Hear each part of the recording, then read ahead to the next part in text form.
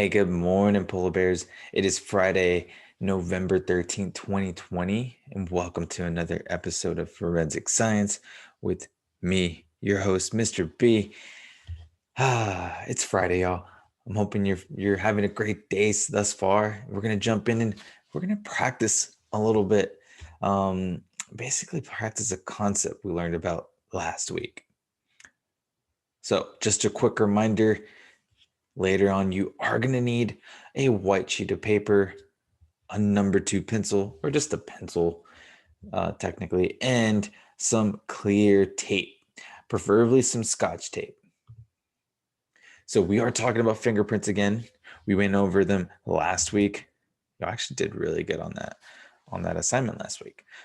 So just a quick recap. All fingers, toes, feet, and palms, they have those little lines, right?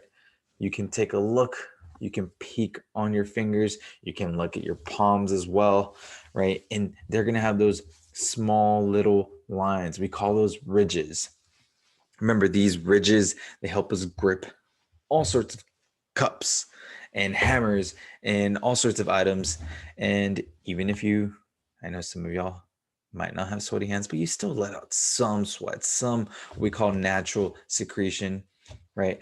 And dirt also really gets stuck in these small lines and these little ridges, and we leave behind fingerprints on any object you touch.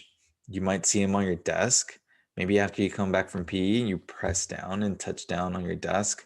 You're going to leave a fingerprint most likely. So just a quick recap. There's 3 types of fingerprints. The first one was a loop, right? It kind of looks like a loop when you're tying your shoelaces together. And the key thing is that the lines come in from one way, they loop back around and exit the other way. They also make this triangle on one side. So again, they're usually coming in from one way, looping out and exiting the same way, right? Not every line's going to do that, but you'll notice most lines, there'll be that pattern there. The next one is an arch, right? I like to think this arch is kind of like a little hill. Sometimes it's going to look more like a mountain.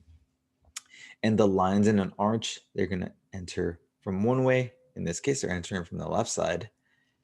They're making that little hill, that arch shape, and then they're exiting out of the opposite end. So they came in from the left side and went out on the right side. Last but not least, the whorl. So whorls typically have a shape, right? There's a shape you can see them in, and it's usually a circle or an oval, right? But it's a more circular shape, and it starts spiraling inward, kind of like those little spirals that kind of hypnotize people. That's kind of like a whorl looks like. Okay, so again, we have a loop, an arch, and a whorl.